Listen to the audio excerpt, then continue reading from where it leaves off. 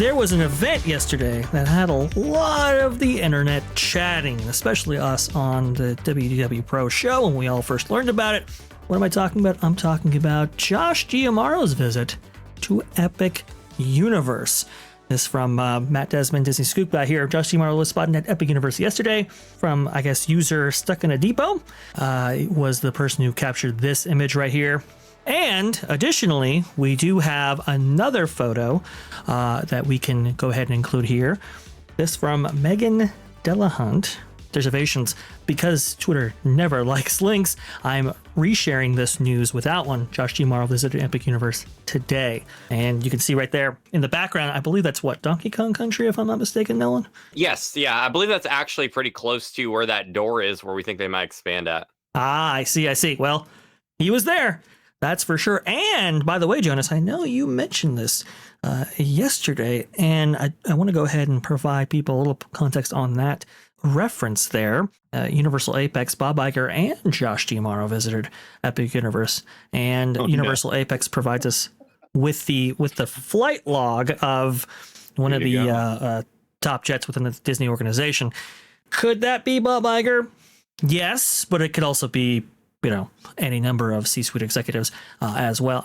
I don't know if all of them get the private jet. Yeah, the rumor is that he's been there within the last week, and I have no reason to, it doesn't sway my opinion one way or the other. We do know Josh Giammaro was there. Bob Iger should tour Epic Universe, so he actually knows. He barely goes to the theme parks that he is in charge of anyways. So yes, he does need to spend more time in the parks, presumably Josh Giammaro more than Bob Iger here. So, yep. People outside of this were also saying that they thought they saw Bob Iger in the park. Of course, Pixar, it didn't happen. I just want to thank these two. I congratulate these two on the engagement, though. Yeah, exactly. Well, so C-suite executives and previous Disney executives have been known to visit these parks as soon as they open. Actually, this photo of Michael Eisner over there on the Jurassic River Adventure at Islands of Adventure when that park opened in 1999. You can see that right there. He was having a good time. Hi, I'm Michael Eisner, and welcome to Universal Studios. Exactly. That's pretty good stuff right there. And Universal executives have been known to visit Disney projects. So here you go, Universal Apex right here. This is kind of funny because this was June 1st, 2024. And now 1 year, almost to the day, this was answered. Mark Woodbury from Universal Creative and Tom Williams toured Galaxy's Edge. Will we see Giammaro and Iger at Epic Universe? Mark Woodbury, obviously the head of experiences and destinations, I believe, for Universal. I think this is incredibly fascinating because, well, we really haven't seen Josh Giammaro out and about in parks other than Disney.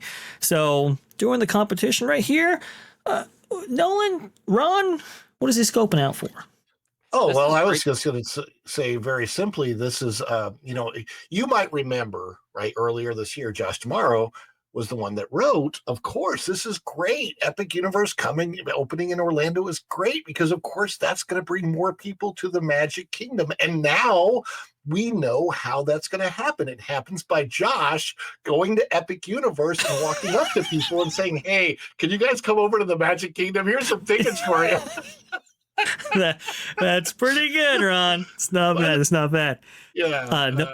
They also, I happen to know exactly where they stay when they're in town, and it's at the Riviera Resort. And I actually know which suite is theirs, but that's a whole other story. I'm not going to dox them or anything. Ooh. I do know that when they stay at the Riviera Resort because that's the place that they like the most. It's their newest place, and it's also central on the Walt Disney World property to get to anywhere else they need to go to. But yeah, it's not surprising to me to see Josh Giammaro. I mean, obviously they are going to check out what their competition has built. And hey, if it gives them some good ideas of what to do, or maybe even what not to do in their parks, more power to them. Please bring over the good ideas. Well, I think we. Go ahead, James. Let's talk about this. The Eisner thing is interesting, but Bob Iger's attitude about the parks and Josh Giammaro's attitude about the parks are that these are great and they're only going to get better. What was Eisner's infamous attitude about the parks when he started at Disney in 1989? let's add one more person to the list. What was Eisner's son's name, and what was his attitude about the parks, Well, which I then mean, Eisner used as his mandate to make changes? well, okay, so Brett Eisner, right? Brett Eisner, I believe Michael Eisner takes on the duties of CEO in 1984, 1985, something like that. And immediately is like, okay, look, we gotta, make these parks relevant and awesome, because he talks to Brett Eisner, his son, is like, hey, look, so we're going down to Disneyland. We're going to see what's there.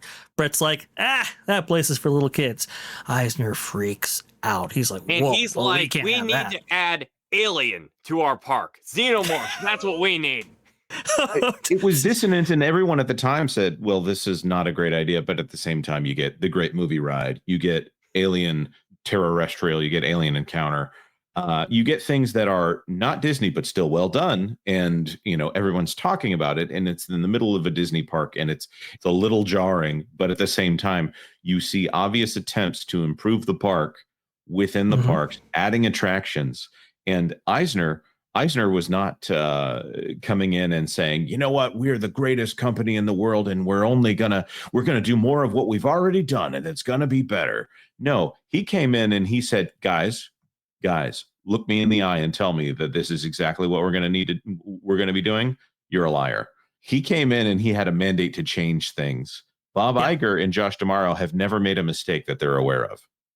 That's a good point, and to go over that history even more so, and to really fully illustrate your point, Jonas. I mean, when he goes down to WDI, it's like, look, listen, we got to have franchises featured in this park that really are relevant to today's youth. What is that? Well, Star Wars. So that's where Star Tours comes out of, and it's like, well, it's going to take like 3 years to build that. Oh, what can we do in the interim?